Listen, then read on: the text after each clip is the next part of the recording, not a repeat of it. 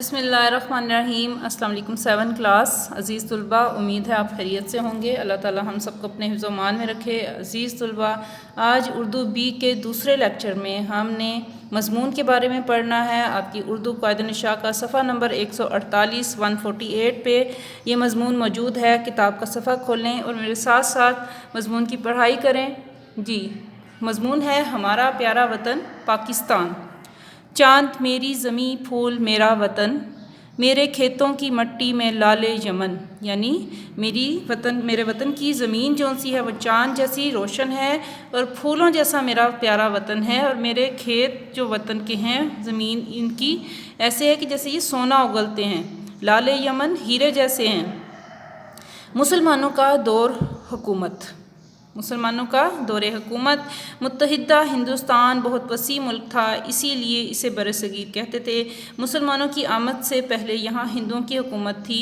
712 میں محمد بن قاسم نے سندھ کو فتح کر کے یہاں اسلامی حکومت کی بنیاد رکھی، اور پھر رفتہ رفتہ تمام ہندوستان مسلم سلطنت کے ماتحت آ گیا۔ صفحہ نمبر 49 پہ مسلمانوں نے 750 سال تک اس ملک پر نہایت شان و شوکت سے حکومت کی۔ غلامی کا دور۔ وقت کے ساتھ ساتھ مسلم حکومت زوال کا شکار ہو گئی۔ اپنوں کی غلطیوں اور دشمنوں کی سازشوں کی وجہ سے یہاں انگریزوں کو قدم جمانے کا موقع مل گیا، اور انہوں نے تقریباً 200 سال تک یہاں کے باشندوں کو غلامی کی زنجیروں میں جکڑے رکھا۔ غلامی کا یہ دور بدترین تھا۔ سب سے زیادہ ظلم مسلمانوں پر ہوئے، کیونکہ انگریزوں نے حکومت مسلمانوں سے چھینی تھی۔ جی، پیارے وطن کا جو مضمون ہے، اس میں سب سے پہلے انہوں نے بتایا ہے کہ برصغیر پاک و ہند جو سا تھا بہت بڑا ملک تھا، اور اس میں مسلمانوں کا دور حکومت تقریباً 750 سال تک رہا، اور انہوں نے پورے ملک میں شان و شوکت کے ساتھ ملک پہ حکومت کی۔ پھر اس کے بعد وہ انگریزوں کے غلام ہوں گے، اور یہ غلامی اپنوں کی سازشوں کی وجہ سے ہوئے کہ اپنوں نے دشمن کے ساتھ مل کے اپنوں کے خلاف بغاوت کی۔ اس لیے جو مسلمان تھے وہ غلامی کی زنجیروں میں جکڑے گئے، اور غلامی کا یہ دور بہت بدترین تھا، اور مسلمان ظلم و ستم کا شکار ہوئے۔ اس کے بعد جب تحریک آزادی شروع ہوئی تو اس میں آخر مسلمانوں میں غلامی کی زنجیروں کو توڑنے اور آزادی حاصل کرنے کا جذبہ پیدا ہوا۔ ان میں بہت سے ایسے رہنما پیدا ہوئے جنہوں نے مسلمانوں میں آزادی کی تڑپ پیدا کی۔ ان رہنماؤں میں سلطان ٹیپو شہید رحمۃ اللہ علیہ، سر سید احمد خان رحمۃ اللہ علیہ، سر سید احمد شہید رحمۃ اللہ علیہ، مولانا نذیر احمد رحمۃ اللہ علیہ، مولانا خالی، مولانا شبلی، علی برادران، مولانا ظفر اللہ خان کے نام خاص طور پہ قابل ذکر ہیں۔ ان سب سے بڑھ کر علامہ اقبال رحمۃ اللہ علیہ نے اپنی شاعری کے ذریعے سے مسلمان قوم میں زبردست جذبہ پیدا کیا، اور یہ جذبہ کون سا تھا کہ غلامی کی زنجیریں توڑنی ہے اور آزادی حاصل کرنی ہے۔ اس کے بعد تصور پاکستان۔ 1930 میں الہ آباد کے مقام پر علامہ اقبال رحمۃ اللہ علیہ نے مسلم لیگ کے اجلاس میں پہلی دفعہ پاکستان کا تصور پیش کیا، اس لیے آپ کو مصور پاکستان کہا جاتا ہے۔ آپ نے فرمایا کہ پنجاب، سندھ سرحد اور بلوچستان کو ملا کر مسلمانوں کا ایک الگ وطن قائم کیا جائے، کیونکہ ان علاقوں میں مسلمان اکثریت میں ہیں۔ اس تصور کو قائد اعظم نے عملی جامہ پہنا دیا۔ ایک مومن کا خواب دلکش، ایک مومن کا کام۔ دو قومی نظریہ۔ ہندو اپنے آپ کو انگریزوں کا جانشین سمجھتے تھے۔ انہوں نے ایک قومی نظریہ پیش کیا، یعنی ہندوستان میں صرف ایک قوم آباد ہے، اور وہ ہے ہندو قوم۔ پنڈت نہرو نے دعویٰ کیا کہ ہندوستان میں صرف دو طاقتیں ہیں، ایک کانگریس اور دوسری انگریز، لیکن قائد اعظم نے اس دعوے کا یہ جواب دیا کہ یہاں ایک تیسری طاقت بھی ہے، اور وہ مسلمان ہیں۔ آپ نے واضح کیا کہ مسلمان ہر لحاظ سے ہندوؤں سے الگ قوم ہیں۔ ہم لائے ہیں طوفان سے کشتی نکال کے، اس ملک کو رکھنا میرے بچوں سنبھال کے۔ قرارداد پاکستان۔ 23 مارچ 1940 کو لاہور میں مسلم لیگ کا سالانہ اجلاس قائد اعظم کی صدارت میں منعقد ہوا، جس میں قرارداد پاکستان منظور ہوئی۔ اس قرارداد میں مطالبہ کیا گیا کہ ہندوستان کے جن علاقوں میں مسلمان اکثریت میں ہیں، انہیں ملا کر ایک الگ وطن قائم کر دیا جائے۔ قیام پاکستان۔ آخر مسلمان قائد اعظم رحمۃ اللہ علیہ کی پرجوش رہنمائی میں 7 سال کے مختصر عرصے میں اپنے لیے الگ وطن حاصل کرنے میں کامیاب ہوئے، اور 14 اگست 1947 کو پاکستان دنیا کی عظیم ترین اسلامی سلطنت کی صورت میں وجود میں آیا۔ قائد اعظم رحمۃ اللہ پاکستان کے پہلے گورنر جنرل بنے اور آپ نے اپنی بیماری کی پرواہ کیے بغیر پاکستان کی بنیادیں مضبوط بنا دیں۔